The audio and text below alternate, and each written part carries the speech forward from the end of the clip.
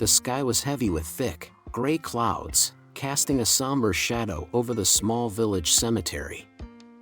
The air was thick with the scent of damp earth and freshly cut flowers.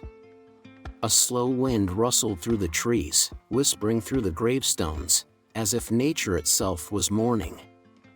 The funeral of Elena Moreau, a beloved woman of the village, had drawn almost everyone in town. Women in black veils dabbed their eyes with handkerchiefs, men stood in stiff silence, their faces etched with sorrow. A priest, Father Gabriel, stood solemnly at the head of the casket, his voice steady as he recited prayers. At the front, near the coffin, stood Lucien Moreau, Elena's husband. His face was pale and gaunt, as if grief had drained the life from him. Beside him was Isabel, their 20-year-old daughter, her eyes red and swollen from crying. Despite her sorrow, her body was stiff with tension, her hands clenching the fabric of her dress. And then, there was Bruno. Bruno, Elena's loyal Belgian Malinois, sat a few feet away from the casket, his golden brown fur darkened by the damp ground. His ears were pricked up, his body stiff, as if every muscle in him was coiled tight. He did not whimper or pace like some grieving pets did. Instead, he stared, his sharp amber eyes locked onto the coffin, his gaze unwavering. And then, the silence shattered. Bruno let out a sharp bark. Heads turned. The priest hesitated mid-prayer. Lucien shifted uncomfortably, reaching down to touch the dog's head, but Bruno flinched away, his body stiffening. Another bark. And another. Whispers rippled through the mourners. A dog barking at a funeral was already strange. But this wasn't just barking, it was insistent, urgent, almost like a warning. Bruno's eyes never left the coffin. The priest cleared his throat, forcing a small, uneasy smile. "He must be confused," Father Gabriel said gently. "Dogs sense loss differently than we do." Bruno growled, a low, guttural sound that sent shivers through those standing nearby. Lucien's face turned tight with anger. "Bruno, enough," he snapped, grabbing the dog's collar. "Sit." But Bruno refused. His barking grew louder, his paws scraping against the damp earth as if he wanted to dig. Isabel felt a chill creep up her spine. She had grown up with Bruno. He had always been calm, obedient, intelligent. He never misbehaved. Never caused a scene. And yet here he was, acting as if something was terribly wrong. She turned to Father Gabriel, noticing, for the first time, the flicker of unease in his face. And then she saw it. The priest was sweating. Despite the cold air of the cemetery, beads of perspiration glistened on his forehead. His hands were clasped tightly together, his lips pressed into a thin line. Something was off. Bruno barked again, this time lunging slightly toward the coffin, his claws digging into the ground. Isabel grabbed her father's arm. "Papa," she whispered urgently. "Something isn't right." Lucien turned sharply, his grief turning into frustration. "It's a dog, Isabel. He doesn't know what's happening." But Isabel wasn't so sure. And neither, it seemed, were the others. Murmurs spread through the crowd. People exchanged glances, shifting uncomfortably.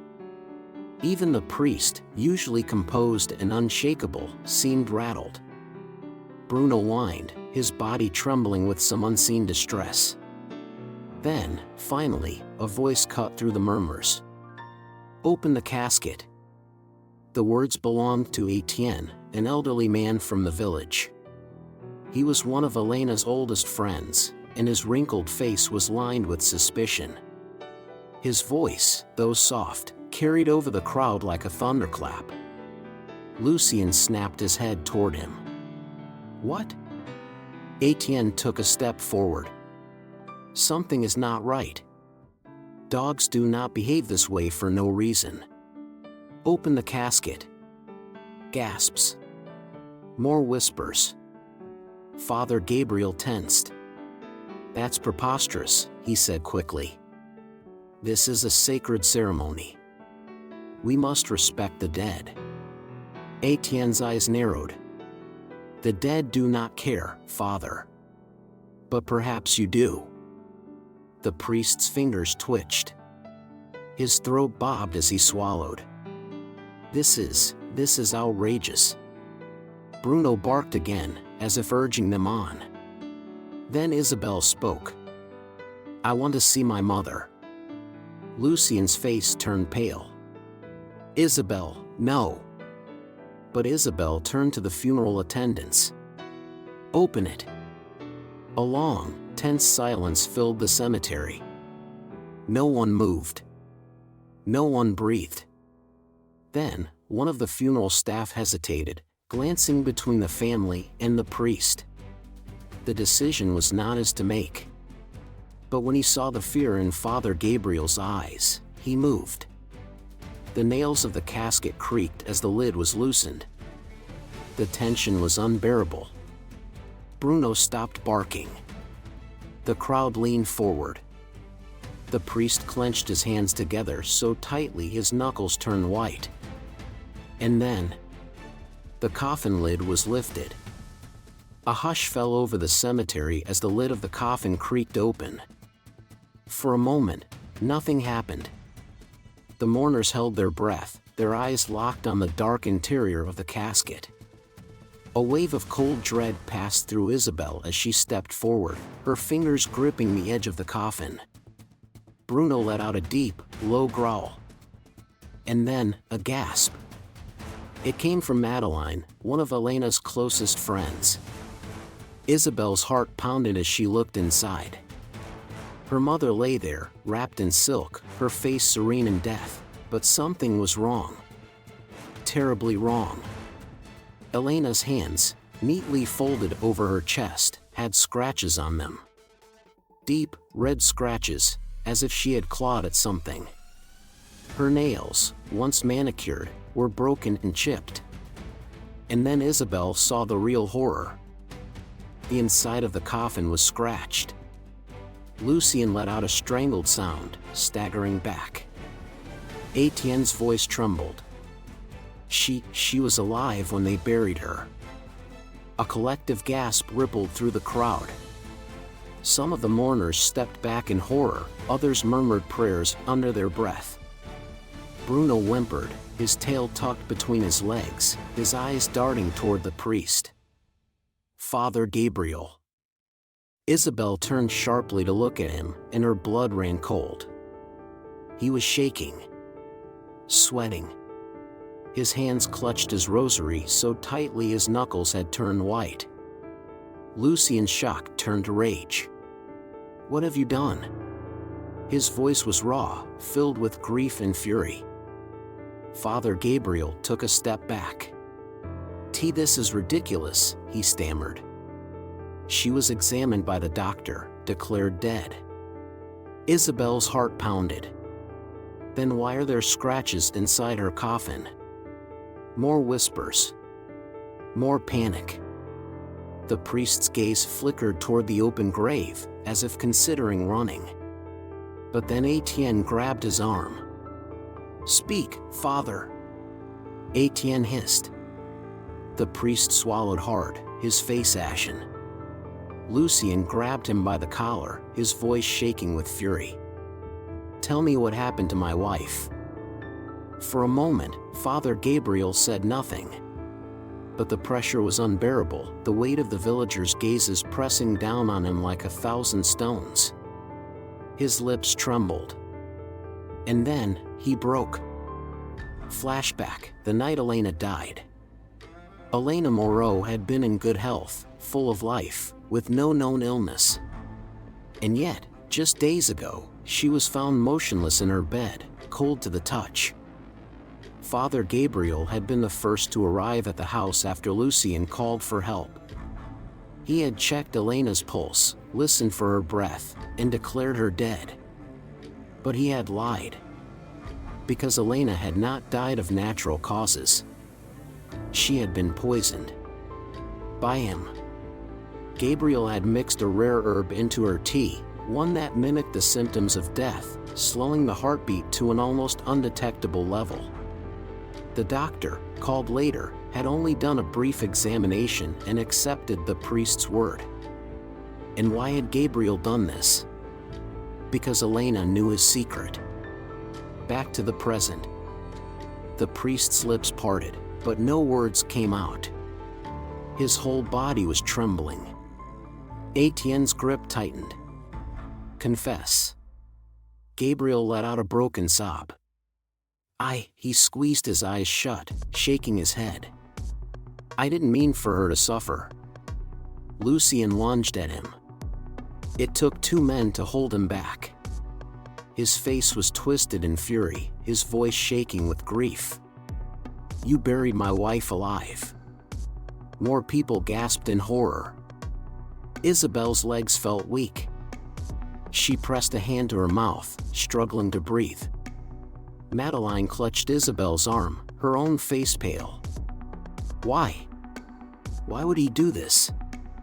Father Gabriel fell to his knees, covering his face with his hands. She found out something. Something about the church funds. His voice cracked. She knew I was stealing. Silence. A stunned, horrified silence. Elena had been the bookkeeper for the village church. She had always been meticulous, ensuring that donations were used fairly. And she had found discrepancies. Father Gabriel had been embezzling church funds for years, siphoning money from the very people he was meant to serve.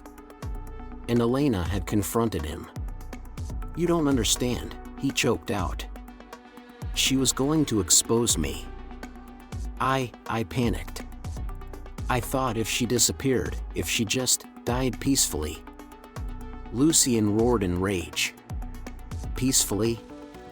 His voice was raw. You let my wife wake up underground, suffocating, scratching at her coffin, dying alone in the dark. Tears streamed down Isabelle's face. Her mother. Buried alive. Alone. Forgotten.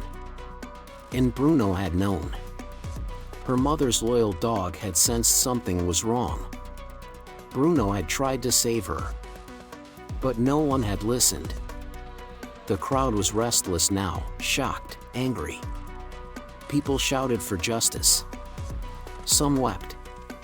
Others stepped away in horror, as if being near the priest would taint them. Etienne pulled Father Gabriel to his feet. You will answer for this. The police, who had been called by one of the mourners, arrived moments later. As Father Gabriel was dragged away, his sobs echoed through the cemetery. I didn't mean for her to suffer, I didn't mean for her to suffer. Lucien fell to his knees beside the open coffin, his shoulders shaking with silent grief. Isabelle stood there, numb, as the truth settled deep into her bones. Bruno sat beside her, his body pressed against her leg, as if to comfort her. She reached down, running a trembling hand through his fur. You tried to tell us, she whispered. Bruno let out a soft, pained whine, pressing his head against her palm. She should have listened. The cemetery remained in a stunned silence as Father Gabriel was dragged away by the police. His once pristine robes were now dirt-streaked, his face twisted in an expression of fear and shame. The murmurs of the villagers grew louder, emotions ranging from shock to fury. Lucien remained on his knees beside Elena's coffin, his fingers trembling as they hovered over the deep scratches on the wood. The realization that his wife had been alive, had suffered, had fought to escape, was unbearable. His entire body shook as he pressed his forehead against the edge of the casket. Isabelle stood frozen, staring down at her mother's lifeless form, her own mind replaying the horror of it all. She wanted to scream, to cry, but nothing came out. Instead, She turned her gaze to Bruno, who sat beside her, his ears folded back, his golden brown eyes reflecting sorrow. He had known. All this time, he had tried to tell them. She sank to her knees and wrapped her arms around Bruno's neck, burying her face into his thick fur. "I'm so sorry," she whispered. Bruno whimpered softly, pressing closer to her, as if offering comfort. The funeral was over. But justice was just beginning. The village was no longer the same. What should have been a tragic but peaceful passing had turned into a scandal that shook every household. The church was under investigation, with authorities combing through financial records and uncovering years of theft. Father Gabriel had confessed to everything. He was now in police custody, facing multiple charges: embezzlement, abuse of power, and manslaughter. The village priest, the man who was supposed to be a shepherd of faith, had become a monster instead. Lucien, once a proud and composed man, now looked like a ghost of himself. He rarely left the house, often found sitting by the window, staring into the distance. His grief was not just for his wife, but for his own blindness, for not seeing the truth sooner. Isabel, however, refused to let her mother's memory be reduced to a tragedy. She spent her days gathering documents, speaking to lawyers, ensuring that Father Gabriel would pay for his crimes. She would not let her mother's death be in vain. But no matter how much justice was served, there was still a wound that could never be healed. A week after the truth was uncovered, Elena was laid to rest again, this time, properly. This time, it was not a day of deceit, but a day of remembrance and love. The villagers gathered again, not out of fear or curiosity, but out of respect. There was no priest to lead the ceremony. Instead, it was Isabel who stood before her mother's coffin, her voice steady yet filled with emotion. "My mother," she began, looking over the faces of those gathered, "was a kind, honest woman. She loved this village. She believed in doing what was right, even when it was difficult." Her fingers curled into fists. "And she paid the price for it." The crowd was silent. Ashamed. Isabel took a breath, looking down at Bruno, who sat beside the coffin, his head bowed as if he understood the weight of this moment. "If not for Bruno," she continued, her voice tightening, "we would have never known the truth." She reached down and gently stroked the dog's head. "He never stopped trying to tell us. And I will never, ever ignore him again." A soft murmur passed through the crowd, an acknowledgement of their failure, of their mistake in dismissing the one being who had sensed the truth all along. Lucien stepped forward, placing a single white rose on the casket. His voice, rough from grief, barely above a whisper. "I love you, Elena." And with that, Elena Moreau was finally at peace. Days turned into weeks. Life in the village resumed its usual rhythm, but things were different now. The church had a new priest, one chosen by the people, someone who would restore trust. Father Gabriel was sentenced to life in prison. Justice was served. Lucien slowly began to heal, though his nights were still plagued with guilt. But he found solace in Bruno, who rarely left his side. The dog who had once belonged to Elena now seemed to dedicate his every breath to protecting the family she had left behind. And Isabel? She made a promise to herself. She would never ignore the instincts of an animal again. She had learned the hard way that sometimes, the ones who cannot speak are the ones who see the truth most clearly. And as she sat on the front porch one evening, with Bruno resting his head on her lap, she whispered into the quiet air, "Thank you." Bruno's tail wagged. The night was peaceful. And for the first time in weeks, she finally felt her mother watching over her.